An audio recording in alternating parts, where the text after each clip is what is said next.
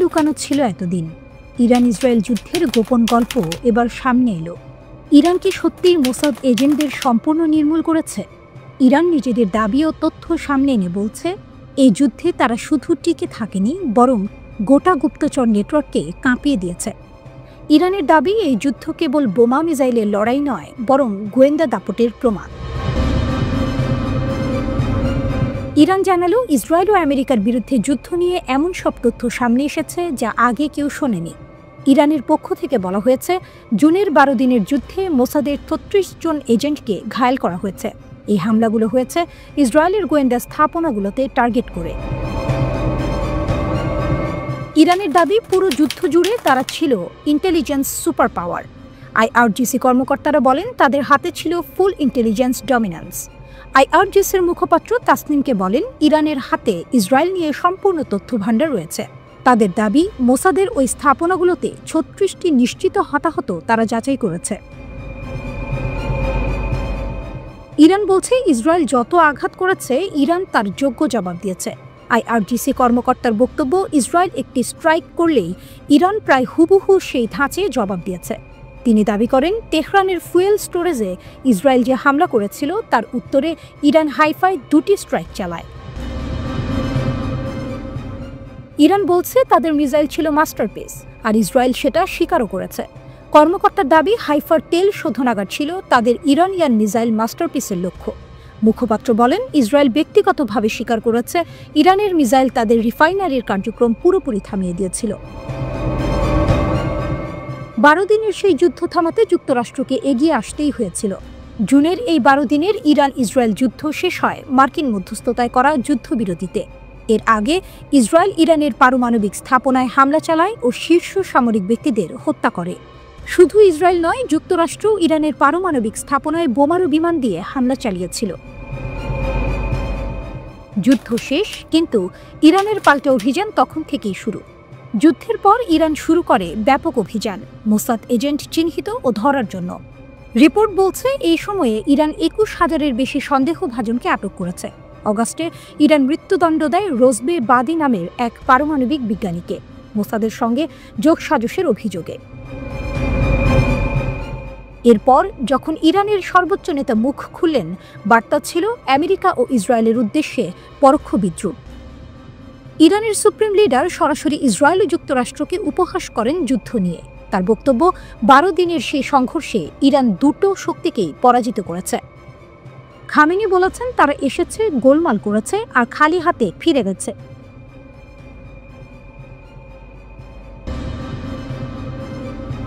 মধ্যপ্রাচ্যে এবার বিস্ফোরণ ঘটেছে, তবে বোমায় নয়, বিস্ফোরণ ঘটেছে গোপন প্রযুক্তি ফাঁসের খবরে। আর যুক্তরাষ্ট্রে এখন একটাই আতঙ্ক, ইরান কি সত্যিই আমেরিকার গোপন স্মার্ট বোমার প্রযুক্তি পেয়ে গেল? যদি পেয়ে থাকে, তাহলে ইসরায়েল থেকে শুরু করে গোটা অঞ্চল সব হিসাব বদলে যেতে পারে। যুক্তরাষ্ট্রে আতঙ্ক, ইরান কি পেল আমেরিকান GBU-39B বোমার প্রযুক্তি? রিপোর্টগুলো বলছে, ইরানের হাতে চলে গেছে যুক্তরাষ্ট্রের অতি গোপন স্মার্ট বোমার প্রযুক্তি। এই বোমাটি সাধারণ অস্ত্র নয়, এটি অত্যন্ত নিখুঁত, ছোট আকারের স্মার্ট বোমা, যেটি দূর থেকে স্যাটেলাইটের মাধ্যমে লক্ষ্যবস্তুতে গিয়ে আঘাত করে। যুক্তরাষ্ট্রের সামরিক শক্তির একটি বড় স্তম্ভ এটি। হিজবুল্লাহ নীরবে অবিস্ফোরিত বোমাটি ইরানের হাতে তুলে দিয়েছে। ইসরায়েলের সাম্প্রতিক হামলার পর লেবাননে পড়ে থাকে একটি অবিস্ফোরিত মার্কিন বোমা হিজবুল্লাহ নীরবে ইরানের হাতে তুলে দিয়েছে, এমনই দাবি উঠেছে। হিজবুল্লাহ ও ইরান দীর্ঘদিনের মিত্র, তাই ঘটনাটি খুব দ্রুত ঘটেছে বলেই ধারণা।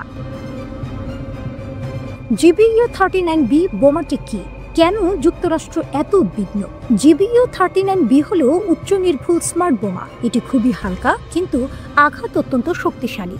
সবচেয়ে বড় বিষয়, এটি জিপিএস ও উন্নত নেভিগেশন প্রযুক্তি দিয়ে নির্দেশনা পায়। এই প্রযুক্তি যুক্তরাষ্ট্রকে সবচেয়ে বেশি ভীত করেছে, কারণ ইরান যদি এটি কপি করতে পারে, তাহলে ইসরায়েলের প্রতিরক্ষা ভেদ করা আরও সহজ হয়ে যাবে। ইসরায়েলি হামলার পর হিজবুল্লাহ এই প্রযুক্তি ইরানের হাতে দিয়েছে। ইসরায়েলের সাম্প্রতিক হামলার পর পাওয়া সেই বোমাই এখন নাকি ইরানের বৈজ্ঞানিকদের হাতে। তারা ইতোমধ্যে বিশ্লেষণ শুরু করেছে বলেই খবর। লেবাননে পাওয়া অবিস্ফোরিত মার্কিন বোমা ইরানি প্রকৌশলীদের রিভার্স ইঞ্জিনিয়ারিং কাজকে ত্বরান্বিত করেছে। ইরানের বিভিন্ন প্রকৌশলী দল বোমার প্রতিটি অংশ খুলে পরীক্ষা করছে। জিপিএস গাইডেন্স, ধাতুর গঠন, বিস্ফোরক প্রযুক্তি সবই তারা পর্যবেক্ষণ করছে। ইরানের প্রযুক্তিগত উন্নতির ইতিহাস বলছে, একবার কোনো অস্ত্র হাতে পেলেই তারা নিজের সংস্করণ তৈরি করতে দেরি করে না। মার্কিন দাবি বোমাটি ফেরত দিন। বৈরুতে অনলাইনে ঠাট্টার ঝড়। যুক্তরাষ্ট্র লেবাননকে বলেছে বোমাটা আমাদের ফেরত দিন, কিন্তু লেবাননের সোশ্যাল মিডিয়া এখন হাসি ঠাট্টায় ভরে গেছে। অনেকে লিখছে বোমা ফেলে যাবেন আর ফেরত চাইবেন, এটা কেমন কথা। তেহরান টাইমসের দাবি, মার্কিন হামলার পর ইরান নাকি বিশাল GBU-57 বোমার প্রযুক্তিও পেয়েছে। এই দাবি যুক্তরাষ্ট্রকে আরও অস্বস্তিতে ফেলেছে। GBU-57 হলো বাংকার বাস্টার, 20 মিটার কংক্রিট ভেদ করতে পারে। ইরান যদি সত্যি এটি হাতে পেয়ে থাকে, তাহলে ইসরায়েল সহ বহু দেশের প্রতিরক্ষা ব্যবস্থা বড় বিপদে পড়বে। রিপোর্ট, GBU-39B প্রযুক্তি ব্যবহার করে ইরান ক্ষেপণাস্ত্রের নির্দেশনা ব্যবস্থা উন্নত করছে। ইরানের প্রকৌশলীরা নাকি ইতোমধ্যে বোমার গাইডেন্স প্রযুক্তি ক্ষেপণাস্ত্রের মাথায় বসানোর কাজ শুরু করেছে। এর মানে ইরানের ক্ষেপণাস্ত্র আরও নিখুঁত, আরও দ্রুত ও আরও ভয়ঙ্কর হবে। নতুন ইরানি ওয়ারহেড নাকি মার্কিন GBU-57কে অনুসরণ করে তৈরি হচ্ছে। হাইপারসনিক ক্ষেপণাস্ত্রে এই প্রযুক্তি ব্যবহার করার প্রস্তুতি চলছে। ইরানের দাবি, তাদের নতুন ওয়ারহেড 20 মিটার রিইনফোর্সড কংক্রিট ভেদ করতে সক্ষম। জুন মাসে যুক্তরাষ্ট্র ইসরায়েল হামলার পর ইরান দ্রুত ক্ষেপণাস্ত্র উন্নয়ন ত্বরান্বিত করেছে। হামলার ক্ষতি দেখে ইরান তাদের প্রতিরক্ষা আরও শক্তিশালী করার সিদ্ধান্ত নিয়েছে। গল্পের শুরুটা হয় খার্কিভের উত্তপ্ত আকাশে, যেখানে উঠতে নামলেই মৃত্যু যেন ঘাড়ে নিঃশ্বাস ফেলে। সেই আকাশেই ইউক্রেন পেল আরও একটি বড় ধাক্কা। রাশিয়া দাবি করেছে তারা একটি ইউক্রেনীয় সুখোই যুদ্ধ বিমান ভূপাতিত করেছে এবং পাইলট নিহত হয়েছে। নিশ্চিত হয়েছে ইউক্রেনের আরেকটি যুদ্ধ বিমান ধ্বংস হয়েছে, ঠিক সেই সময়ে যখন রুশ সেনারা ইউক্রেনে তীব্র হামলা চালাচ্ছিল। খার্কিভের দখলাধীন আকাশে আরেকটি ইউক্রেনীয় জেট নিচে পড়ে গেল। এ যেন ইউক্রেনীয় বিমান বাহিনীর ওপর আঘাতের পর আঘাত। এই দুর্ঘটনায় নিহত হয়েছেন 39তম ট্যাকটিক্যাল এভিয়েশন ব্রিগেডের অভিজ্ঞ নেভিগেটর লেফটেন্যান্ট কর্নেল ইয়েভহেনি ইভানোভ। হঠাৎ পড়ে যায় সেই Su-27 যুদ্ধ বিমান। ইউক্রেনীয় বিমান বাহিনী ক্ষতি স্বীকার করেছে, শোক জানিয়েছে, কিন্তু কারণ ব্যাখ্যা করেনি। মিশনের নাম নেই, কারণ তদন্তাধীন। এরই মধ্যে আরেকটি কঠিন সত্য সামনে আসে, ইউক্রেনের আরেকটি Su-27 হারানোর ঘটনা। ইউক্রেনীয় পক্ষ বলছে, পূর্ব দিকে অপারেশনের সময় বিমানটি বিধ্বস্ত হয়েছে, আমরা গভীর শোক প্রকাশ করছি। কিন্তু রুশ পক্ষ জোর গলায় বলছে বিমানটি তারা গুলি করে নামিয়েছে। ইউক্রেনের ভেতর থেকেও চাপা সুরে শোনা যাচ্ছে তিনি এড়াতে পারেননি। একটি ক্ষণিকের লক অন, একটি আলোর রেখা, শীতে ঠান্ডা বাতাস চিরে ছুটে যাওয়া একটি ক্ষেপণাস্ত্র, 1 সেকেন্ড, আর তারপর নীরবতা, একজন অভিজ্ঞ নেভিগেটরের শেষ নিঃশ্বাস। এই মৃত্যুর শোক নতুন নয়। এর আগে অগস্টে মারা গিয়েছিলেন মেজর সেরহি বন্দর একটি MiG-29 উড়াতে গিয়ে। প্রতিটি মৃত্যু ইউক্রেনীয় আকাশকে আরও রক্তশূন্য করছে। Su-27 সোভিয়েত যুগের তৈরি একটি শক্তিশালী যুদ্ধ বিমান, এখনও ইউক্রেনের পূর্ব সীমান্তে ঢাল হিসেবে দাঁড়িয়ে আছে। কিন্তু রাশিয়ার শক্তি, উন্নত রাডার, ক্ষেপণাস্ত্র এবং যুদ্ধ বিমান বহুগুণে এগিয়ে। মস্কোর আকাশ শক্তি যেন শীতের বরফের মতো ঘনিয়ে আসছে। ফলে প্রতিটি ক্ষতি ইউক্রেনের প্রতিরক্ষা ব্যবস্থাকে আরও দুর্বল করছে। এদিকে কোনো যুদ্ধবিরতির ঘোষণা নেই, কোনো আলোচনার অগ্রগতি নেই। এরপর আসে আরেকটি বিধ্বংসী খবর, জাপোরিঝিয়া শহরে রুশ বিমান হামলায় আহত হয়েছে 11 জন সাধারণ মানুষ। রাতে আবাসিক এলাকায় একের পর এক বিস্ফোরণ, দেয়াল ছিঁড়ে গেছে পাতলা কাগজের মতো, ধাতব টুকরো ছুটে গেছে, ভেঙে দিয়েছে ঘরবাড়ি যেখানে মানুষ ঘুমাচ্ছিল। ইউক্রেন বলছে রাশিয়া এক রাতে 149টি ড্রোন ছুড়েছে, তার মধ্যে 131টি আটকানো গেলেও 16টি আঘাত এনেছে। এই 16টি ড্রোনই তুলল 16টি বিস্ফোরণ, 16টি ধ্বংস, 16টি ব্যর্থ প্রতিরক্ষা।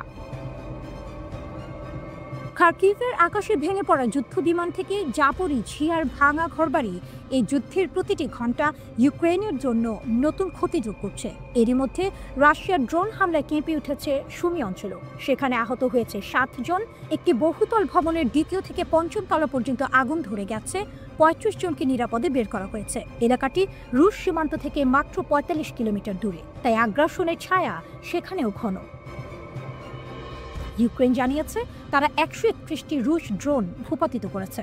অন্যদিকে রাশিয়া দাবি করছে তারা 67টি ইউক্রেনীয় ড্রোন নামিয়েছে। ইউক্রেন বলছে রাশিয়ার ড্রোন নির্দেশিত বোমা এবং ক্ষেপণাস্ত্র দিয়ে তাদের অবকাঠামো ধ্বংস করছে। পাল্টা হিসেবে ইউক্রেন হামলা চালিয়েছে রিয়াজান অঞ্চলের তেল শোধনাগারে।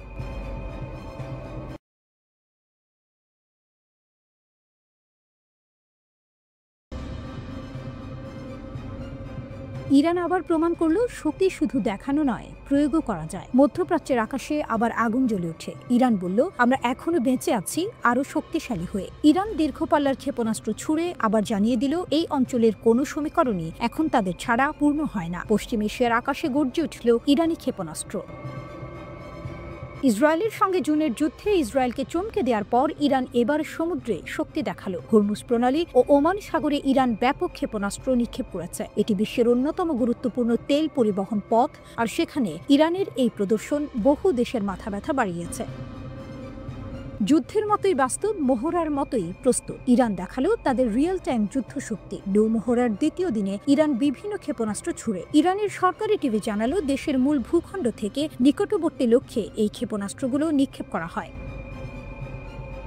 দূরপাল্লার ক্ষেপণাস্ত্রের মঞ্চে ইরান শীর্ষে মাইলের পর মাইল পেরিয়ে লক্ষ্যভেদ। ইরানের ক্ষেপণাস্ত্র যেন বলছে, কেউ ভাববেন না আমরা দুর্বল। আইআরজিসি যে ক্ষেপণাস্ত্র নিক্ষেপ করেছে তার মধ্যে রয়েছে কাদার 110, কাদার 380 এবং ঘাদের, যার পাল্লা 2000 কিলোমিটার। এর সঙ্গে ছিল 303 নামে পরিচিত একটি ব্যালিস্টিক ক্ষেপণাস্ত্র। টিভি ফুটেজে দেখা গেল নিখুঁত হামলা, বিশ্বকে দেখানো ইরানের আঘাত শুধু উচ্চ শব্দ নয়, তার সঙ্গে ছিল নির্ভুলতা। টিভি ফুটেজে দেখা যায় ক্ষেপণাস্ত্রগুলো উৎক্ষেপণ হয়ে সঠিকভাবে লক্ষ্যবস্তুতে আঘাত করছে। একই সময়ে ড্রোনগুলো শত্রুপক্ষের ঘাঁটির মতো স্থাপনায় হামলা চালিয়েছে বলে রাষ্ট্রীয় গণমাধ্যম জানায়। যুদ্ধ গেল, বার্তা রয়ে গেছে ইরান প্রস্তুত যে কোনো মুহূর্তের জন্য। জুনের যুদ্ধের পর এটি ইরানের দ্বিতীয় বড় নৌ মহড়া। অগাস্টে প্রথম মহড়াটি হয়েছিল। এবার আইআরজিসি নৌবাহিনী কৃত্রিম বুদ্ধিমত্তার প্রস্তুতি দেখিয়েছে। ইরানি সৈন্যরা যেন বলছে, যদি প্রয়োজন হয় বুকের রক্ত দিয়ে রক্ষা করব ভূমি ও সমুদ্র। নাবিকরা যে কোনো সম্ভাব্য হুমকির বিপরীতে তাদের অটল মনোবল ও প্রতিরোধ শক্তি প্রদর্শন করেছে। পশ্চিমা দেশগুলো বলছে ইরানের ব্যালিস্টিক ক্ষেপণাস্ত্র আঞ্চলিক স্থিতিশীলতার জন্য হুমকি। ইরানের ক্ষেপণাস্ত্র আর বিশ্বের কপালে দুশ্চিন্তার ভাঁজ। পশ্চিম বলছে এই ক্ষেপণাস্ত্রগুলো ভবিষ্যতে পারমাণবিক অস্ত্র বহনেও ব্যবহৃত হতে পারে। ইরান বলছে আমরা একা নই, আমাদের সঙ্গে আছে প্রতিবেশীরাও। সৌদি আরব, ইরাক, ওমান ও আজারবাইজান সীমান্ত পেরিয়ে এই মহড়ায় অংশ নেয়। যদি কেউ ভুল করে দাম দিতে হবে। ইরানের ভাষা আগের মতোই কঠোর। 12 দিনের ইসরায়েল যুদ্ধের পর আইআরজিসি আবারও বড় সেনা মহড়া চালু করেছে। এতে যুক্তরাষ্ট্রের যুদ্ধ জাহাজকে সতর্ক করা হয়। ইরান জানায় শত্রুর যে কোনো ভুলের জবাব হবে কঠোর। মহড়ায় ইরান ইলেকট্রনিক যুদ্ধ পরিস্থিতিতে এয়ার ডিফেন্স সিস্টেম মোতায়েন করে। তারা কৃত্রিম বুদ্ধিমত্তার মাধ্যমে সমুদ্র ও আকাশের হুমকি শনাক্ত করেছে। হরমুজ প্রণালীর গুরুত্ব নিয়ে ইরানের সতর্কবার্তা, যে পথ দিয়ে বিশ্বের 20% তেল যায় সেটি রক্ষা করতে দৃঢ় প্রতিজ্ঞ ইরান। মধ্যপ্রাচ্যের আবারও ঝড় আসছে। নীরব রাত ভেদ করে উঠে আসছে এক অস্বস্তিকর প্রশ্ন। মার্কিন বাহিনীর এই বিরল ক্ষেপণাস্ত্র মোতায়েন কি আরেকটি বড় যুদ্ধের ইঙ্গিত? মধ্যপ্রাচ্য উত্তেজনার পুরনো মঞ্চ, আবারও সেদিকে চোখ ঘোরাচ্ছে বিশ্বের সামরিক শক্তিগুলো। ইসরায়েল, সিরিয়া ও লেবাননে একের পর এক আঘাত বাড়াচ্ছে, আর সেই সময়ই মার্কিন যুক্তরাষ্ট্র হঠাৎ বাড়িয়ে দিয়েছে তাদের নিজস্ব অস্ত্র মোতায়েন। যেন ঝড়ে আগে বাতাসের গতি বাড়ে, ঠিক তেমনই সামরিক নড়াচড়া বেড়ে যাচ্ছে যুদ্ধাঞ্চলে। ওয়াশিংটন শুধু ড্রোন বাড়াচ্ছে না, শুধু টহল জোরদার করছে না, এবার দেখা গেছে আরও অস্বাভাবিক দৃশ্য। মার্কিন নৌবাহিনীর সুপার হর্নেট জেটে ঝুলছে স্ল্যাম ER নামে বিরল স্ট্রাইক মিসাইল। এই মিসাইল সাধারণত বিশেষ পরিস্থিতি ছাড়া বহন করা হয় না। এর মানে স্পষ্ট যুক্তরাষ্ট্র কিছু বড় কিছুর প্রস্তুতি নিচ্ছে। ইয়েমেনের উপকূলের কাছে এই জেটগুলো যেভাবে ঘোরাফেরা করছে তাতে প্রশ্ন জাগছে নতুন করে, কেন এই তীব্রতা, কেন এই মুহূর্তে? বিশেষজ্ঞরা বলছেন হয়তো হুথিদের শক্তি মোকাবিলায় ব্যর্থ হওয়ার পর নতুন কৌশল নিচ্ছে যুক্তরাষ্ট্র। হুথিদের ড্রোন ও মিসাইল প্রতিরোধে মার্কিন অস্ত্র ব্যয় হয়েছে বিপুল পরিমাণে, বহুবার ব্যর্থতাও দেখা গেছে। তাই কি এবার বিরল অস্ত্র? আবার কেউ কেউ বলছেন বিষয়টি আরও গভীর। সিরিয়ায় ইসরায়েলের আক্রমণ বাড়ছে, লেবাননে উত্তেজনা তুঙ্গে। তাই যুক্তরাষ্ট্র ভয় পাচ্ছে উত্তরের যুদ্ধ দক্ষিণে নেমে আসতে পারে। হুথিদের সাম্প্রতিক আক্রমণগুলো প্রমাণ করেছে যে তারা এখন শুধু ইয়েমেনেই সীমাবদ্ধ নয়, তাদের প্রভাব বাড়ছে লোহিত সাগর পেরিয়ে। তাই কি যুক্তরাষ্ট্রের এই ক্ষেপণাস্ত্র চলাচল ইঙ্গিত দিচ্ছে নতুন কোনো যুদ্ধ, যেখানে সিরিয়া ফ্রন্টে হুথিদের প্রবেশও সম্ভব? এই প্রশ্ন এখন বিশ্লেষকদের মাথা ব্যথার নতুন কেন্দ্রবিন্দু। স্লাম ইয়ার মিসাইলের ক্ষমতা বড়, দূরপাল্লার আক্রমণ, নির্ভুল লক্ষ্যবস্তু ধ্বংস এবং সমুদ্রপথের সামরিক অভিযানে ভয়ঙ্কর প্রভাব, সব মিলিয়ে এটি যুদ্ধে গেম চেঞ্জার। তাই যখন দেখা গেল সুপার হর্নেটের ডানায় এটি সাধারণ চোখও বুঝতে পেরেছে ঘটনা সাধারণ নয়। মধ্যপ্রাচ্য এখন দাবার ছক, একদিকে ইসরায়েল, একদিকে ইরান, ছায়াতে আছে হুথি যোদ্ধারা, আর উপরে ও নিচে ঘুরছে যুক্তরাষ্ট্রের জেট, ড্রোন, যুদ্ধজাহাজ। প্রশ্ন একটাই, এই ক্ষেপণাস্ত্র কি শুধু বার্তা, নাকি আসন্ন যুদ্ধের প্রথম পাতা? বিশ্ব তাকিয়ে আছে লোহিত সাগরের ঢেউয়ের দিকে, কারণ ইতিহাস বলে যখন শক্তিধররা বিরল অস্ত্র বের করে তখন যুদ্ধ খুব দূরে থাকে না। আবার আগামী দিনের সংঘাত বোমা দিয়ে শুরু হওয়ার আশঙ্কা কম, তা শুরু হবে নীরবে, চুপচাপ ফাইল সংগ্রহ করে, ফোন নেটওয়ার্কের মানচিত্র তৈরি করে, ব্যাংক হিসাব খুঁজে বের করে, সফটওয়্যার ভেঙে দিয়ে, সরবরাহ পথ আটকিয়ে। সিদ্ধান্তমূলক মুহূর্তগুলো রাজধানীর আকাশে নয়, ঘটবে গবেষণাগারে, একাডেমিক সম্মেলনে, টেলিকম ডেটাবেজে আর বিজ্ঞানীদের মনে, যেখানে তারা ভাববেন কেউ কি তাদের বাড়ির ঠিকানা জানে। গোয়েন্দা তৎপরতার সবচেয়ে প্রাণঘাতী দিক তার চুরি করা তথ্য নয়, বরং যে আতঙ্ক মানুষের মনে বসিয়ে দেয় সেটি। চীনের কিলিং অর্ডার জাপানের আকাশে ভয়াল শক তৈরি করেছে। চীনের যুদ্ধবিমান জাপানের F-16 দিকে ওয়েপন্স রাডার লক করল। উত্তেজনা চরমে। বেজিংয়ের ফিঙ্গার অন দ্য ট্রিগার পরিস্থিতি টোকিওর অবজ্ঞার মুখোমুখি। তাইওয়ানকে কেন্দ্র করে টোকিও দৃঢ়। ট্রাম্পের মধ্যস্থতা ব্যর্থ, শেষের কোনো নিদর্শন নেই। টোকিও বেজিং উত্তেজনা চলছে। একচেটিয়া রাডার লক, আকাশে শক্তির প্রকাশ। একটি চীনা J-15 জেট দুইবার জাপানের F-15কে রাডার লক করেছিল ওকিনাওয়া অঞ্চলে। জাপানের প্রতিরক্ষা মন্ত্রণালয় জানায় J-15 অন্তরালে 2 F-15 ট্র্যাক করেছিল। প্রথম লক চলেছিল প্রায় 3 মিনিট, বিকেল 4:30 পর। দ্বিতীয় লক স্থায়ী হয়েছিল প্রায় 30 মিনিট, 2 ঘন্টা পরে। জাপানের প্রতিরক্ষামন্ত্রী শিনজিরো কোইজুমি বলেছেন সম্ভাব্য আকাশসীমা লঙ্ঘনের জন্য জাপানি জেট স্ক্র্যাম্বল করা হয়েছে। কোইজুমি বলেন গতকাল 2টি ঘটনা ঘটেছে। চীনা সামরিক বিমান জাপান আত্মরক্ষার বাহিনীর বিমানকে রাডার দ্বারা লক্ষ্য করেছে। এমন কাজ বিপজ্জনক, নিরাপদ অপারেশনের সীমা অতিক্রম করে। আমরা চীনা পক্ষকে শক্তিশালী প্রতিবাদ জানিয়েছি, পুনরায় এমন ঘটনা না ঘটার দাবি করেছি। টোকিও জোর দিয়ে বলেছে জাপানের আকাশসীমা লঙ্ঘন হয়নি, কোনো আঘাত বা ক্ষতির খবর পাওয়া যায়নি। চীনা J-15 লিয়াওনিং এয়ারক্রাফট ক্যারিয়ার থেকে উৎক্ষেপণ করা হয়েছে। লিয়াওনিং ওকিনাওয়া দ্বীপের দক্ষিণে 3টি ক্ষেপণাস্ত্র ধ্বংসকারী জাহাজ নিয়ে চলছিল। চীন দাবি করেছে জাপানের বিমান বারবার তাদের নৌবাহিনী প্রশিক্ষণে হস্তক্ষেপ করেছে। ফায়ার কন্ট্রোল রাডার লককে আকাশ যুদ্ধের সবচেয়ে ভয়ঙ্কর ঘটনা মনে করা হয়। এটি সম্ভাব্য ক্ষেপণাস্ত্র হামলার সংকেত দেয়, পালানোর নির্দেশ দেয়। এই ঘটনা জাপানি ও চীনা বিমানগুলোর মধ্যে প্রথম রিপোর্ট করা রাডার লক। আগে চীনা ও জাপানি জাহাজ ডায়াও সেনকাকু দ্বীপের কাছে মুখোমুখি হয়েছিল। চীন বলেছে একটি জাপানি মাছ ধরা নৌকা অবৈধভাবে ডায়াও দ্বীপের জলসীমায় প্রবেশ করেছে। জাপান জানিয়েছে 2 চীনা কোস্টগার্ড জাহাজ তাদের জলসীমায় প্রবেশের পর তারা তৎপর হয়েছে।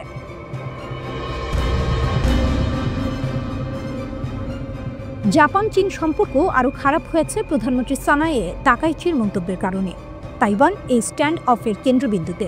তাকাইচি বলেছেন চীনের তাইওয়ানে আক্রমণ জাপানের জন্য বাঁচার হুমকিস্বরূপ পরিস্থিতি তৈরি করতে পারে। চীনের পররাষ্ট্রমন্ত্রী ওয়াং ই বলেছেন তাকাইচির মন্তব্য লাল রেখা অতিক্রম করেছে। বেইজিং অভিযোগ করেছে তাকাইচি তাদের অভ্যন্তরীণ বিষয়ে হস্তক্ষেপ করছে এবং মন্তব্য প্রত্যাহারের দাবি জানিয়েছে। জাপানি প্রধানমন্ত্রী মন্তব্য প্রত্যাহার করেননি, বলেন টোকিওর অবস্থানে কোনো পরিবর্তন নেই। এই ঘটনার মধ্যে আমরা শিখতে পারি শক্তি শুধু অস্ত্র নয়, পরিকল্পনা, প্রস্তুতি এবং প্রতিক্রিয়ার ধারা নিয়ে নিরাপত্তা নিশ্চিত হয়। ঠিক যেমন ইরান তার সাগর ও আকাশে শক্তি প্রদর্শন করেছে। শক্তির প্রকৃত মূল্য বোঝা যায় প্রতিকূল পরিস্থিতিতে।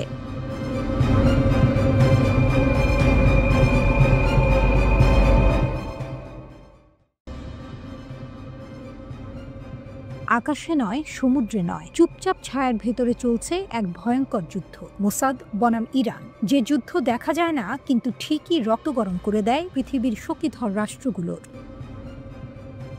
গোয়েন্দা দুনিয়ায় সত্য সবসময় সন্দেহের সঙ্গে আসে। কোনো কিছুই পরিষ্কার নয়, কোনো কিছুই শেষ নয়। গল্পগুলো ভেসে ওঠে অর্ধেক সত্য অর্ধেক রহস্য হয়ে, কখনো বীরত্বে সাজানো, কখনো প্রোপাগান্ডার সেলাইয়ে বোনা।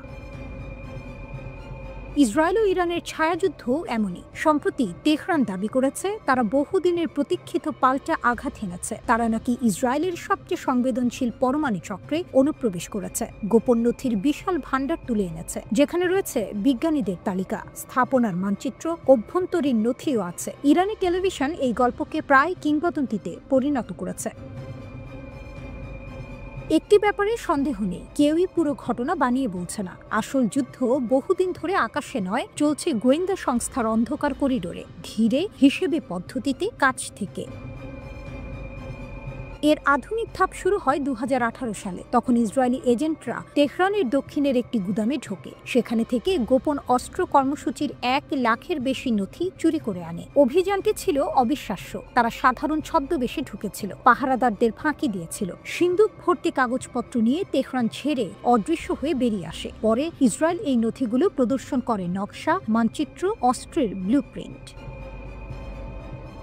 এরপর ইরানের ভেতরে একের পর এক অদ্ভুত ঘটনা ঘটে। নাতাঞ্জে বিস্ফোরণ, ক্ষেপণাস্ত্র উন্নয়ন এলাকার পাশে আগুন, শিল্প কারখানায় দুর্ঘটনা, সবই কাকতালীয়ভাবে ইরানের পরমাণু স্থাপনায় আঘাত হানে। শুরুতে তেহরান বলেছিল প্রযুক্তিগত ত্রুটি, পরে বাধ্য হয়ে বিদেশি ধ্বংসাত্মক কর্মকাণ্ডকে দায়ী করে। এভাবেই স্বীকার করে যে ইসরায়েল তাদের ভেতরে গভীর পর্যন্ত ঢুকে গেছে।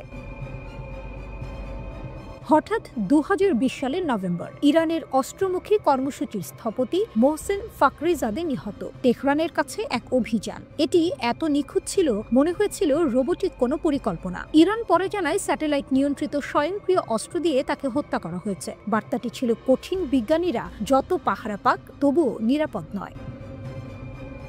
ছায়াযুদ্ধ আরও ভয়ঙ্কর হয়। শুধু গুপ্তচর বৃত্তি নয়, শুরু হয় মিশ্র যুদ্ধ। 2025 সালের মাঝামাঝি এসে গোপন অভিযান সরাসরি শক্তি প্রয়োগের সঙ্গে মিশে যায়। রিপোর্টে বলা হয় ইসরায়েলি এজেন্টরা ড্রোনের যন্ত্রাংশ চোরাই পথে ইরানে পাঠায়, সেখানে গোপন লঞ্চপ্যাড তৈরি করে। সেই মানববিহীন বিমান দিয়ে ইরানের প্রতিরক্ষা ব্যবস্থা অচল করা হয়, যাতে পরবর্তী বড় হামলা সহজ হয়। এই ঘটনাগুলোই পরিণত হয় 12 দিনের যুদ্ধে। ইরানের প্রতিক্রিয়া ছিল কঠোর। দেশে শুরু করে গোয়েন্দা দমন অভিযান, বাইরে শুরু করে প্রচার যুদ্ধ। তেহরান দাবি করে মোসাদের সঙ্গে যুক্ত বহু অপারেটিভকে আটক করেছে, কয়েকজনকে মৃত্যুদণ্ড দেওয়া হয়েছে। এসব বিবৃতি কঠোর নিয়ন্ত্রণে প্রচারিত হলেও একটাই বার্তা দেয়, ইরান বুঝে গেছে তাদের ভেতরে ফাঁক রয়েছে আর তারা সেটি বন্ধ করতে মরিয়া। তারপর জুন, ইরান জানায় তারা এবার গোয়েন্দা যুদ্ধ উল্টো দিকে ঘুরিয়ে দিয়েছে। তাদের সদস্যরা নাকি লাখ লাখ পৃষ্ঠা ইসরায়েলি পরমাণু নথি পেয়েছে, মানচিত্র, নথি, ঠিকানা, সবই। গোয়েন্দা যুদ্ধে জয় ঘোষণা করাও এক ধরনের শক্তির প্রদর্শন। ইরানের এই ঘোষণা তাই ছিল মনস্তাত্ত্বিক যুদ্ধ। হুথিদের ট্রাম্প কার্ড পুতিনের জন্য এক খেলা। ইয়েমেনের হুথি বিদ্রোহীরা আবার সবাইকে চমকে দিল। এবার তারা মুক্তি দিল এক রাশিয়ান নাবিককে। কাজটি করেছে কৌশলগতভাবে, যাতে পুতিনের মন জয় করা যায়। ইসরায়েলের চোখে এই ঘটনা স্পষ্ট বার্তা, হুথিরা এখন শক্তিশালী, চতুর এবং আন্তর্জাতিক কূটনীতির খেলায় সাবলীল। হুথিরা দেখালো ড্রোন ও ক্ষেপণাস্ত্রের ক্ষমতা। মধ্যপ্রাচ্যে যুক্তরাষ্ট্র প্রথমবারের মতো একমুখী আক্রমণ ড্রোন মোতায়েন করেছে, নাম লুকাস, যা ইরানের শাহেদ 136 এর কপি। মূল্য মাত্র $35,000। কিন্তু হুথিরা ইতিমধ্যে 7টি আমেরিকান মাল্টি-মিলিয়ন ডলার ড্রোন ভূপাতিত করেছে। ইসরায়েল, যুক্তরাষ্ট্র সবাই দেখলেও হুথিরা আকাশেও ভয়ঙ্কর। রেড সি এখন হুথিদের এলাকা। হুথিরা নিয়ন্ত্রণ করছে লোহিত সাগরের গুরুত্বপূর্ণ জলপথ। বাণিজ্যিক জাহাজে তারা নিয়মিত হামলা চালাচ্ছে। ইসরায়েলের সরবরাহ চেইনও নিরাপদ নয়। যুক্তরাষ্ট্র আশা করেছিল 30 দিনের মধ্যে আকাশে প্রাধান্য তৈরি হবে, কিন্তু হুথিরা প্রমাণ করল ইউএস ব্যর্থ। পুতিনের সঙ্গে হুথির সম্পর্ক। হুথি বিদ্রোহীরা রাশিয়ার কাছে সদিচ্ছা দেখিয়েছে। এক রাশিয়ান নাবিককে মুক্তি দেওয়া সেই প্রমাণ। ফলে ক্রেমলিন এখন মধ্যপ্রাচ্যে নতুন প্রভাব পেল। ইসরায়েলের দৃষ্টিতে হুথিরা শুধু বিদ্রোহী নয়, শক্তিশালী রাজনৈতিক খেলোয়াড়। হুথি, ইরান, রাশিয়া ত্রয়ী। হুথিরা শুধু ইরান থেকে সমর্থন পায় না, রাশিয়াও তাদের সহযোগিতা করছে। 2024 সালে হুথিদের লক্ষ্যবস্তুতে তথ্য দিয়ে সাহায্য করেছে। ইসরায়েল বুঝেছে হুথি শক্তি এখন আন্তর্জাতিক কৌশলেও বড় ভূমিকা রাখে। হুথিরা গাজার পাশে, গাজা যুদ্ধেও হুথিরা সমর্থন দেখিয়েছে। লোহিত সাগরে তারা হাইপার অ্যাক্টিভ। যুক্তরাষ্ট্রের সীমাবদ্ধতা। যুক্তরাষ্ট্রের কোনো পদাতিক বাহিনী নেই ইয়েমেনে। MQ-9S নজরদারি করতে পারে, কিন্তু হাতে নেই সরাসরি নিয়ন্ত্রণ। ড্রোন ও স্যাটেলাইট পর্যবেক্ষণ যথেষ্ট নয়। হুথিরা বারবার দেখিয়েছে যুক্তরাষ্ট্রের আঞ্চলিক নিয়ন্ত্রণ ফাঁক-ফোকর যুক্ত। হুথিরা শুধু প্রতিরক্ষা নয়, আক্রমণাত্মক। ইরান, রাশিয়ার সাহায্যে তারা নিরাপদ পথও তৈরি করেছে। ইসরায়েলের কাছে স্পষ্ট, হুথিরা এখন আঞ্চলিক ও আন্তর্জাতিক শক্তিশালী খেলোয়াড়। মধ্যপ্রাচ্য যেন হুথিদের খেলার মাঠ। ড্রোন, ক্ষেপণাস্ত্র, কৌশল সবই তাদের হাতে। রাশিয়া ও ইরান তাদের সহায়ক। ইসরায়েল ও যুক্তরাষ্ট্র কেবল পর্যবেক্ষক। হুথিরা দেখিয়েছে ছোট হলেও শক্তি, কৌশল এবং ধৈর্য মিশিয়ে বড় শত্রুকে চ্যালেঞ্জ দেওয়া যায়। মধ্যপ্রাচ্যের জলপথ ও আকাশে হুথি শক্তি এখন অবিস্মরণীয়। 2024 সালের অগস্টে মার্কিন গোয়েন্দা সংস্থার বরাতে বিভিন্ন আন্তর্জাতিক গণমাধ্যম জানায়,